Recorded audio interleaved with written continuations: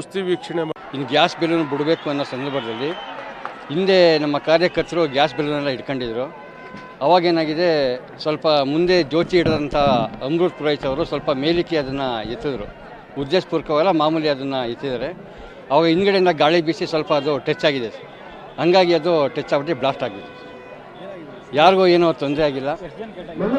ಎಲ್ಲ ಒಂದು 5-6 ಜನಕ್ಕೆ ಎಲ್ಲ ಸ್ವಲ್ಪ ಮೈನರ್ ಕೆಲಸ ಇದಾಗಿದೆ, ಹೆಚ್ಚಾಗಿದೆ, ಜಾಸ್ತಿ. ಬಲೂನ್ ಸ್ಫೋಟಕ್ಕೆ ಕಾರಣ ಏನಿರಬಹುದು ಅಂತ FSL ಅಧಿಕಾರಿ ಸೋಮಶೇಖರ್ ಅವರು ನ್ಯೂಸ್ 18 ಕನ್ನಡದ ಜೊತೆ ಮಾತನಾಡಿದ್ದಾರೆ. ಏನ್ ಹೇಳಿದ್ರು ಅಂತ ನೋಡೋಣ. ಈಗ ಬ್ಲಾಸ್ಟ್ ಅನ್ನೋದು ಏನಾಗುತ್ತೆ ಅಂದ್ರೆ, ಬಲೂನ್ ಒಳಗೆ ಗಾಳಿಗಿಂತ ಲೈಟ್ ಆಗಿರೋ ಗ್ಯಾಸ್ ನ ಹಾಕಿರ್ತಾರೆ. ಅದು ಹೀಲಿಯಂ ಆಗಿರ್ಬೋದು, ನೈಟ್ರೋಜನ್ ಗ್ಯಾಸ್ ಆಗಿರ್ಬೋದು. ಸೊ ಅಂಡರ್ ಪ್ರೆಷರ್ ಈ ಬೆಲೂನ್ಗಳು ಬರ್ಸ್ಟ್ ಆಗೋ ಚಾನ್ಸಸ್ ಇರುತ್ತೆ. ಅದು ಒಳಗಡೆ ಯಾವ ಗ್ಯಾಸ್ ಇದೆ ಅನ್ನೋದ್ರ ಮೇಲೆ ಅದರ ಇಂಪ್ಯಾಕ್ಟ್ ಆಗೋದನ್ನ ಹೇಳ್ಬಹುದು. ಉದಾಹರಣೆಗೆ ಹಲೋ ಅದು ಹೀಲಿಯಂ ಗ್ಯಾಸ್ ಆಗಿದ್ದ ಪಕ್ಷದಲ್ಲಿ ಹೀಲಿಯಂ ಗ್ಯಾಸ್ ಹೊರಗಡೆ ಬಂದಾಗ ಅದು ವಾತಾವರಣ ಪಲ್ಯೂಟ್ ಮಾಡೋಂತ ಚಾನ್ಸಸ್ ಇದೆ. ಮತ್ತೆ ಇದು ಯಾವುದೇ ಒಂದು ಜಾಗದಲ್ಲಿ ಆಗಕ್ಕಂತ ಅದರ ಪರಿಣಾಮ 100 ಮೈಲಿಗಳ ಕೂಡ ಹೋಗ್ಬೋದು. ಗಾಳಿಲಿ ಆ ಗ್ಯಾಸ್ ಸೇರ್ಕೊಂಡು ಹೋಗ್ಬೋದು. ಮತ್ತೇನಾಗುತ್ತೆ ಅಂದ್ರೆ, ಪ್ರಾಣಿ ಪಕ್ಷಿಗಳಿಗೆ ಇದು ತುಂಬಾ ಹಾನಿಕಾರಕ. ಆಯ್ತಾ? ಇದೆಲ್ಲರ ಜೊತೆಗೆ ನೀವು ಬೆಲೂನ್ ಯಾವ್ದು ಬರ್ಸ್ತಾಗಿದ್ಯೋ ಅದು ವಾಪಸ್ ಭೂಮಿಗೆ ಬಂದ್ ಬೀಳುತ್ತೆ. ಅದು ಲೇಟೆಕ್ಸ್ ಯೂಸ್ ಮಾಡಿರ್ತಾರೆ. ಅದು ಬಯೋಡಿಗ್ರೇಡಬಲ್ ಲೇಟೆಕ್ಸ್ ಆಗಿರೋದಿಲ್ಲ. ಅದರಿಂದ ಈ ಲೇಟೆಕ್ಸ್ ಮೆಟೀರಿಯಲ್ ನ ಪ್ರಾಣಿಗಳು ತಿಂದ ಪಕ್ಷದಲ್ಲಿ ಅದು ಸಾಯತಕ್ಕಂತ ಪರಿಣಾಮನೂ ಇರಬಹುದು. ಅಥವಾ ಈಗಿನ ಇದ್ರ ಪ್ರಕಾರ ಮೆರೈನ್ ಅನಿಮಲ್ಸ್ ಸುಮಾರು ಇದುವರೆಗೆ 1 ಲಕ್ಷ ಮೆರೈನ್ ಅನಿಮಲ್ಸ್ ಈ ಪ್ಲಾಸ್ಟಿಕ್ ಬಲೂನ್ ಪ್ಲಾಸ್ಟಿಕ್ ಇಂದ. ಸರ್, ಇನ್ನೂ ಈ ಕುರಿತಂತೆ ಹೆಚ್ಚಿನ ಡೀಟೇಲ್ಸ್ ಅನ್ನ ನೀಡ್ತಾರೆ ನಮ್ಮ ಪ್ರತಿನಿಧಿ ಪುಟ್ಟಪ್ಪ ದೂರವಾಣಿ ಸಂಪರ್ಕದಲ್ಲಿದ್ದಾರೆ. ಎಸ್ ಪುಟ್ಟಪ್ಪ, ಏನ್ ಕಾರಣ ಅಂತ ಈಗ ಮಾಹಿತಿ ಲಭ್ಯವಾಗ್ತಾ ಇದೆ?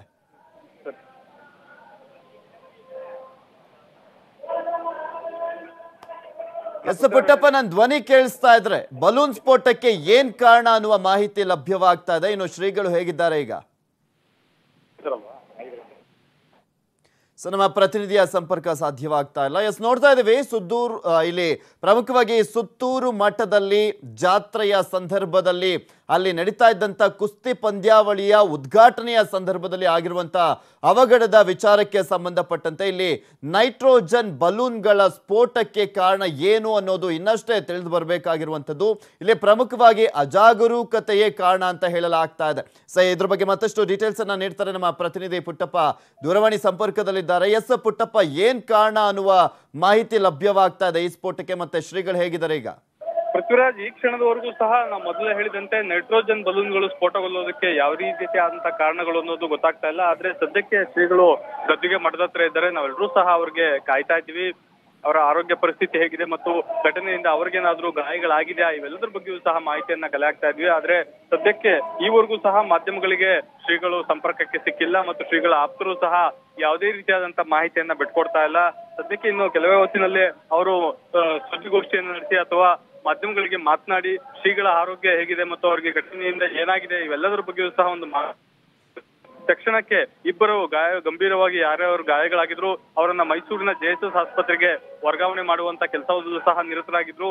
ಈಗ ಮೈಸೂರಿನ JSS ಆಸ್ಪತ್ರೆಯಲ್ಲಿ ಆ ಇಬ್ಬರು ಗಂಭೀರವಾಗಿ ಗಾಯಗೊಂಡಿದ್ದಂತ ವ್ಯಕ್ತಿಗಳಿಗೆ ಚಿಕಿತ್ಸೆ ಮುಂದುವರೆಸಿದ್ದಾರೆ. ಶ್ರೀಗಳಿಗೆ ಸದ್ಯ ಗದ್ದುಗೆ ಮಠದಲ್ಲಿ ಚಿಕಿತ್ಸೆಯನ್ನು ಮುಂದುವರೆಸಿದ್ದು ಇಲ್ಲಿ ಅವರು ಚಿಕಿತ್ಸೆಯನ್ನು ಮುಂದುವರಿಸ್ತಾ ಇದ್ದಾರೆ. ಇಲ್ಲಿ ಪ್ರಮುಖವಾಗಿ ಈಗಷ್ಟೇ ತಜ್ಞರು ನಮ್ಮ ಜೊತೆ ಮಾತನಾಡುವಂತ ಸಂದರ್ಭದಲ್ಲಿ ಹೇಳ್ತಾ ಇದ್ರು, ನೈಟ್ರೋಜನ್ ಅನ್ನ ಸರಿಯಾಗಿ ಫಿಲ್ ಮಾಡಿರೋದಿಲ್ಲ, ಬೇಕಾಬಿಟ್ಟಿ ಎಕ್ಸ್ಟ್ರಾ ತುಂಬಿದಂತ ಸಂದರ್ಭದಲ್ಲೇ ಈ ಅವಘಡಕ್ಕೆ ಕಾರಣ ಅನ್ನೋದನ್ನ. ಅಲ್ಲಿ ಯಾರಾದ್ರೂ ಅದ್ರ ಬಗ್ಗೆ ಮಾತನಾಡ್ತಿದಾರಾ?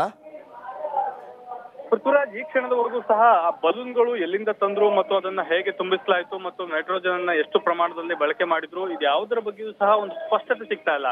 ಮತ್ತು ಕಾರ್ಯಕ್ರಮದ ಉದ್ಘಾಟನೆಗೆ ಅದನ್ನ ತಂದಿದ್ರಿಂದ ಅದನ್ನ ಕಾರ್ಯಕ್ರಮದ ಉದ್ಘಾಟನೆ ವಹಿಸಿದ್ದಂತ ಆಯೋಜಕರೇ ಇವೆಲ್ಲದರ ಬಗ್ಗೆ ನಿರ್ಧಾರವನ್ನು ಕೈಗೊಳ್ಳಬೇಕಾಗುತ್ತೆ. ಮತ್ತು ಎಲ್ಲಿಂದ ಅದನ್ನ ಖರೀದಿ ಮಾಡಿದ್ರು, ಅದಕ್ಕೆ ನೈಟ್ರೋಜನ್ ಅನ್ನ ಎಷ್ಟು ಪ್ರಮಾಣದಲ್ಲಿ ತುಂಬಿದ್ರು, ಇದ್ಯಾವುದ್ರ ಬಗ್ಗೆ ಮಾಹಿತಿ ಸಿಕ್ಕದೇ ಇರೋದು ಈಗ ಸದ್ಯಕ್ಕೆ ಒಂದ್ ರೀತಿಯಾದಂತಹ ಒಂದು ಗೊಂದಲವನ್ನು ಸೃಷ್ಟಿ ಮಾಡಿದೆ.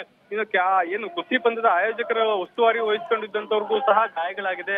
ಅವರನ್ನ ಸಂಪರ್ಕ ಮಾಡುವಂತ ಪ್ರಯತ್ನದಲ್ಲೂ ಸಹ ನಾವು ನಿರತರಾಗಿದ್ದೇವೆ. ಇನ್ನು ಕೆಲವೇ ಹೊತ್ತಿನಲ್ಲಿ ಇಡೀ ಘಟನೆಯ ಬಗ್ಗೆ ಒಂದು ಸಂಪೂರ್ಣವಾದ ಒಂದು ಸ್ಪಷ್ಟನೆ ಸಿಗುವಂತ ಸಾಧ್ಯತೆಗಳಿದೆ ಪೃಥ್ವಿರಾಜ್.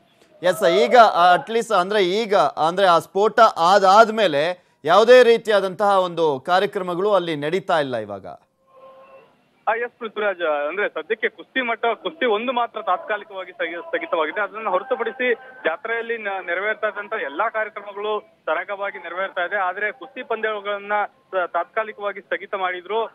ಅದಾದ ನಂತರ ಅಂದ್ರೆ ಸುಮಾರು ಒಂದು ಅರ್ಧ ಗಂಟೆ ನಂತರ ಈಗ ಅಂದ್ರೆ ಘಟನೆ ನಡೆದಿದ್ದು ಸುಮಾರು 2:45 ಅಷ್ಟೊತ್ತರಲ್ಲಿ.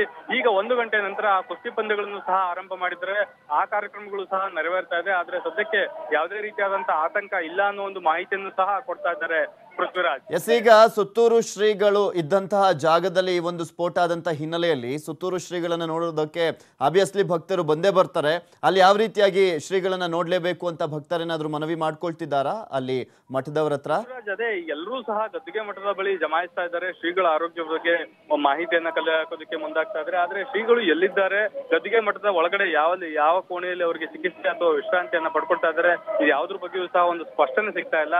ಆದ್ರೆ ಎಲ್ಲರೂ ಸಹ ಕಾತುರದಿಂದ ಕಾಯ್ತಾ ಇದ್ದಾರೆ ಶ್ರೀಗಳಿಗೆ ಏನಾಗಿದೆ, ಘಟನೆಯಿಂದ ಅವ್ರಿಗೇನಾದ್ರೂ ಗಾಯಗಳಾಗಿದೆ, ಈ ಮಾಹಿತಿಯನ್ನ ಕಲೆ ಹಾಕೋದಕ್ಕೆ ಮುಂದಾಗ್ತಾ ಇದ್ದಾರೆ. ಇನ್ನು ಕೆಲವೇ ಹೊತ್ತು ಅಂದ್ರೆ ಸುಮಾರು 5 ರಿಂದ 10 ನಿಮಿಷಗಳ ಒಳಗಾಗಿ ಈ ಬಗ್ಗೆ ಮಾಹಿತಿಗಳು ಲಭ್ಯವಾಗುವಂತ ಸಾಧ್ಯತೆಗಳಿದೆ ಪೃಥ್ವಿರಾಜ್. ಎಸ್ ಪುಟ್ಟಪ್ಪ, ಇಲ್ಲಿ ಪ್ರಮುಖವಾಗಿ ನೋಡ್ತಾ ಇದ್ರೆ ಅಂದ್ರೆ ಬಲೂನ್ನ ಮೇಲ್ಗಡೆ ಹಾರ್ಬಿಡೋದು, ಈ ಒಂದು ಅಂದ್ರೆ ಆ ಒಂದು ಪಂದ್ಯಾವಳಿಗೆ ಚಾಲನೆ ನೀಡೋದು ಇದೇ ಫಸ್ಟ್ ಟೈಮ್ ಅಥವಾ ಯಾವಾಗ್ಲೂ ಕೂಡ ಇದೇ ರೀತಿಯಾಗಿ ನಡ್ಕೊಂಡ್ ಬಂದಿದೆಯಾ? ಪೃಥ್ವಿರಾಜ್, ಆಯಾಯ ಸಂದರ್ಭಗಳಲ್ಲಿ ಆಯಾಯ ಕಾಲಘಟ್ಟಗಳಲ್ಲಿ ಒಂದು ಕಾರ್ಯಕ್ರಮದ ಉದ್ಘಾಟನಾ ಸಂದರ್ಭಗಳನ್ನ ಬೇರೆ ಬೇರೆ ರೀತಿಯಾಗಿ ಬದಲಾವಣೆ ಮಾಡ್ಕೊಳ್ತಾ ಇದ್ರೆ ಈ ಹಿಂದೆಯೂ ಸಹ ಬಲೂನ್ ಅನ್ನ ಹಾರಿಬಿಡುವಂತ ಉದ್ಘಾಟನಾ ಕಾರ್ಯಕ್ರಮಗಳು ಸಾಕಷ್ಟು ಬಾರಿ ಆಗಿತ್ತು. ಆದ್ರೆ ಇವತ್ತು ಅದು ಆಕಸ್ಮಿಕವಾಗಿ ನಡೆದಂತಹ ಒಂದು ಘಟನೆ ಆಗಿದೆ. ಅಲ್ಲಿ ಸುಮಾರು 50 ರಿಂದ